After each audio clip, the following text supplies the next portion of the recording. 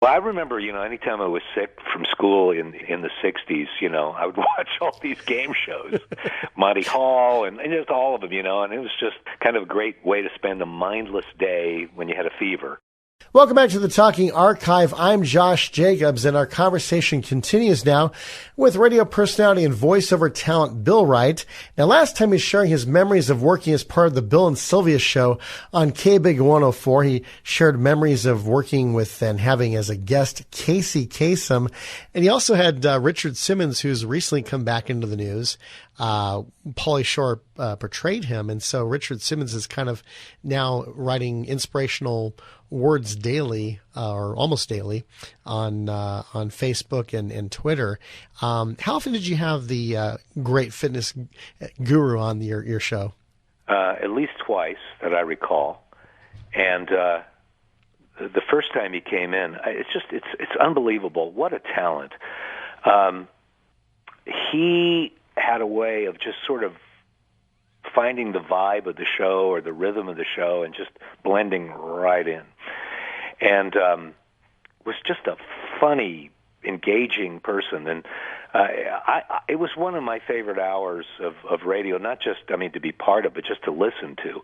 I listen back at that air check sometimes, and I'm so entertained by it because he was so entertaining. And again, my partner Sylvia also seemed to just really hit it off, and she was great. And they just, he combined great comedy with great compassion. He would, in addition to being a fitness guru, would counsel people with bad self-image about their bodies and so forth. And so we took some calls, and a person calls up and, felt like she was kind of aimless in life, and he was just very direct. He basically said, the problem is you're 20-something years old and you're not doing anything, so get out and do some charitable work, and how much do you weigh, and I'm going to send you a deal meal, and you feel free to call me any time, and I'm going to see to it that your life takes a better direction, which was great.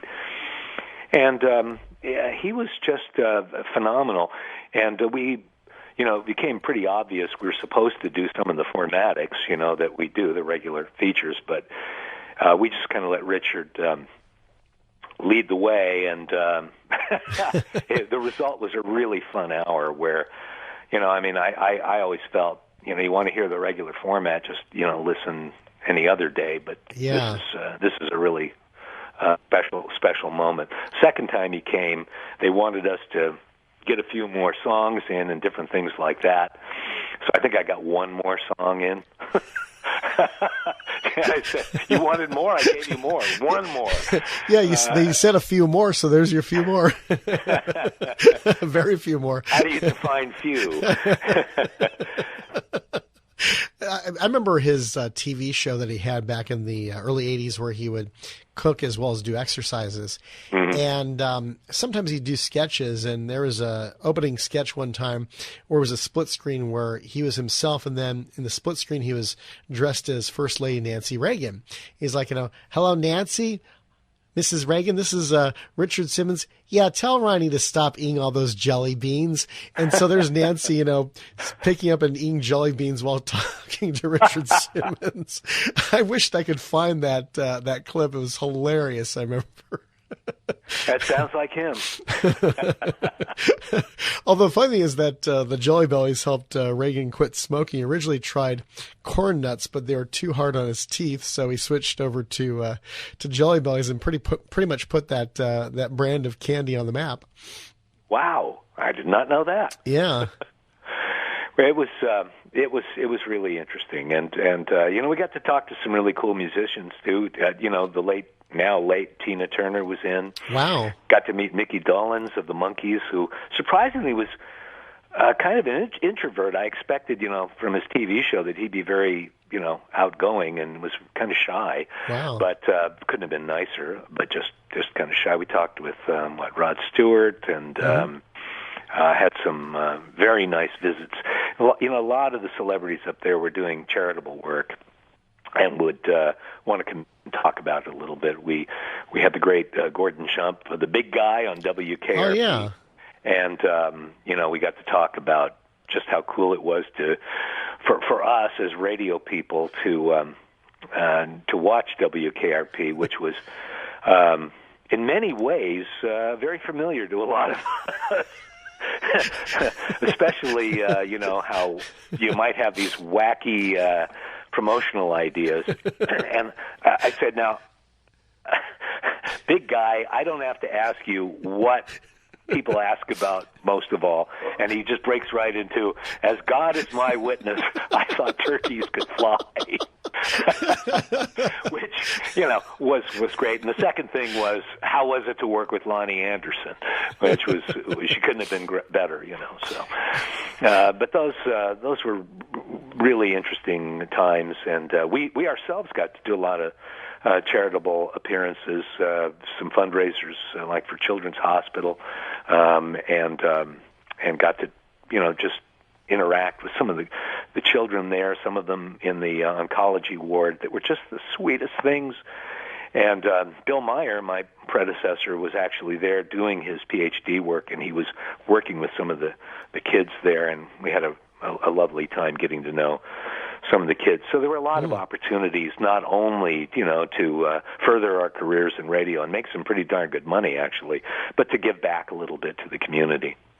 Now, when you were there with Bill Meyer, did he come on the radio with the two of you to talk about what the charity was about? Well, Bills and Sylvia? we were there actually as part of, and I'm trying to remember if it was a local TV outlet or whether it was a syndicator that was going to do it. It might have been Channel 9 or Channel 11, but we were doing little segments. So we were there for a few hours. I remember they gave us a trailer, and we did maybe 3 different segments in different parts of the hospital, helping to raise money for CHOC. That's great. And Sylvia today is also into voiceover, just like you are. Yes. And how often do you keep in contact with her? Well, she has moved to Arkansas actually after all those years in Los Angeles, because she has her own little ad agency called Audio Girl with a partner of hers who writes all the music and jingles. Highly successful, and more on the production end now. Voices as necessary, but she has a whole stable of people she will promote on her website. She's doing just fine. We spoke, I want to say a couple of months ago. One of the things she's doing is she's trying to post on their website some of the memorable interview segments that we did. Amongst those, she asked, what do I still have? And 3 of them you've heard. Mm-hmm. We had a few others that I sent her way so that she could start posting those. And some of them are with Bill Meyer and some of them with me. There's one that Bill Meyer and her did with Bonnie Raitt, one of my very favorite singers. Wow. And one with Donny Osmond, who was surprisingly engaging and wonderful. Mm-hmm. We think of Donny more on the light side, but he and Marie are still an ongoing concern, aren't they? Yeah, well, I remember when he hosted Pyramid back about 2002 to 2004. I thought he did a good job hosting the show, and in fact, Dick Clark even appeared one week as a celebrity guest on the show. Wow. Well, Dick Clark, I remember when he was doing Pyramid daytime, there was the nighttime Pyramid with Bill Cullen, the $25,000 version, and Bill Cullen oftentimes appeared on Dick's version, and then Dick would appear on Bill's version. And both did great jobs. If you were a contestant on that show, you'd want Bill Cullen or Dick Clark as your partner, because he'd do very well. Bill Cullen was quite a character too, and didn't he? I think he had a wooden leg, didn't he? I mean, you never know it because actually, he had polio as a child, and there so you go. He walked with. I thought he had a wooden leg too. My dad thought that, but actually, it was childhood polio. Urban legend, huh? Urban legend, yeah. A friend of mine, his name is Adam Nedeff. He's written about a dozen game show history books, and about 10 years ago, wrote one about Bill Cullen called "Quizmaster: The Life and Time and Fun and Games of Bill Cullen." And he talked about Bill's life, Bill's widow, Ann, was alive at the time. In fact, David Nars's mother is Bill Cullen's wife, Ann's sister. Oh. Yeah. So Dave's parents divorced when he was little, but he remained, friends with Bill Cullen through the years. And so, yeah, Ann Cullen provided a lot of stories, a lot of clippings, memorabilia for the book. And then Adam interviewed a bunch of people who worked with Bill, from Jeff Edwards to Bruce Burmester, who directed the episodes of actually the Bob Stewart episodes out here. And then I forget his name, director Mike Guardoia or something like that. I can't pronounce it, but who directed Bill on Pyramid in New York. So he got about probably close to a dozen interviews in addition to Ann Cullen herself. So it's a book I definitely would recommend. Very, very entertaining. Very good. Very good. Well, these game show hosts of our childhood. Another one that came to mind was Gene Rayburn. Mm-hmm. Was that the Match Game? I think. Yeah, Match Game. In fact, Adam wrote a book about Gene Rayburn too. Yeah. Well, I remember, anytime I was sick from school in the '60s, I would watch all these game shows, Monty Hall, and just all of them, and it was just, kind of a great way to spend a mindless day when you had a fever. Oh yeah. Art Linkletter. Oh my gosh, yeah.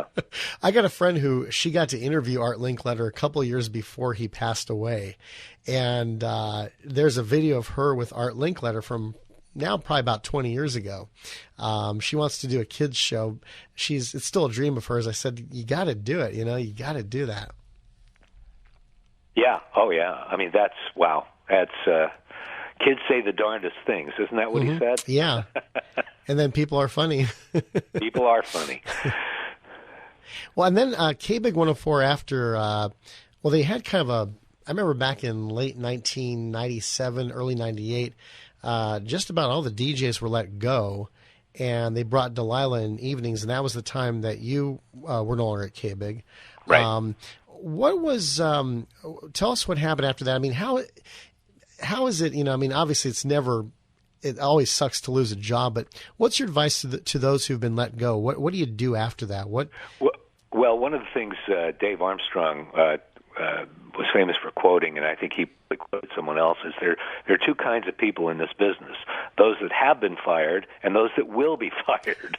And that's true. If you haven't been fired at least once in radio, you haven't lived, right? Mm-hmm. Because generally what happens is, the next rating book comes out, the ownership gets a little worried, they bring in a new PD, he brings in his friends, lets everybody go. Then corporate radio happened, more after 1996's telecom bill, and then it was, okay, we now, instead of 2 stations, we've got 8, and we don't need all of you, and so forth and so on. Well, what happened is, I was there in 92 to 96, and the landscape started to change right around there in 1996, whereby they were getting incredible prices to sell out these stations to big corporations, and in the end, there were like 3 major ownership groups that would change names: Clear Channel and ABC, Disney, and so forth. I don't even know who they are today. But KBIG at that time, along with KBRT, was owned before they sold that to Crawford. Mm-hmm. It was owned by Bonneville, which was a Mormon company. Oh yeah, Mormon-owned company. And funny story, they never really got in the way much. But at one point, while Sylvia and I were on, we got word that they had elected a new president, and I guess that was kind of similar to a new pope being, installed. This was like a big deal. You must break in, and you must, tell the people that the Mormons have a new grand poobah. So the challenge was, how do we do this in a way that just doesn't sound totally out of left field? So we did it as an item in our newscast, and I think it kind of. And in other news, the Mormons have a new president, and so we did it that way. But anyway, they were looking to possibly sell the place, and so they started to downsize a little bit, and I got caught up in that. Sylvia remained solo for a few months. Mm-hmm. And then the sale went through, and new people came in, and they just entirely revamped the whole lineup. And Delilah was a syndicated host at that time, I think, and came in and did a show for KBIG. Our understudies, when we were not on, Bill and Sylvia, if we were on vacation, was the great Carolyn Gracie, who I love dearly, and Rick Diego. Now, Rick, great guy, was fortunate enough to be handed Disco Saturday Night on KBIG, which turned out to be like probably the most popular show on the station. Disco was making a comeback. It was kind of like a bright star that flashed briefly in the 70s with Travolta and all that, and then kind of went away, and it came back, and this show was huge. But anyway, Rick and Carolyn took over with, what was her name, Mother or something or another? Oh, yeah, Mother Love. Mother Love, yes. The three of them did a short-lived thing. Ultimately, Charlie Tuna ended up on KBIG in the morning with Leanne Adam, and it's interesting that people remember that she gave birth like on the air, but this was not the first time it happened, because when my third child came around in 1994, I was on the air. I got a call from my wife at about 8 that said, "You better hurry home. I'm in slightly early labor," and I have to take off. And I got back down there, and how nice. My wife waited for me, delivered the baby 15 minutes later, and I got a call, and okay, you're on the air. Tell us, is the baby here? And yes, my little Ricky was born, and we gave a blow-by-blow. I stuck the phone in my wife's face, 20 minutes postpartum. I think I got slapped. But that was the first instance of someone being born almost on the air. But anyhow, so what happened at KBIG then was that eventually they became the big station they are. My 104, I think, is what... Yeah. Are they still? They are still, yeah. And it's a hot AC, very popular. It's one of the top 10 stations. And, like anything else, it just evolved into something else. But that signal, still a great signal. Oh, yeah. In fact, I remember Caroline Gracie was, in addition to Rick Diego's Disco Saturday Night, Caroline Gracie did the Friday Night 80s party, which I loved. Yes. Then one day in mid-1997, why are they playing Amy Grant, That's What Love Is For? That wasn't from the 80s. And then it's like, KBIG After Dark. I'm like, KBIG After Dark? Dude, I mean, you were a perfect counter-programming against Coast's love songs. You're trying to beat love songs? I don't get that. Yeah, that's a tall order, isn't it? And Carolyn went on to be one of the hosts on one of the, the home shopping networks, and did a terrific job there, I'm sure. It was a nice, different thing for her. Her husband, Eric Edwards is the name he went by, was the production director at Power 106.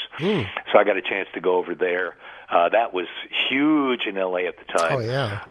Because, the Hispanic audience loved that, the music, and Power was very big at the time. We're talking with radio personality Bill Wright. By the way, if you want to check out our website on Instagram, it's JoshDJ57. That's JoshDJ57. Also subscribe to our YouTube channel to get frequent updates about when the next podcast will be dropping.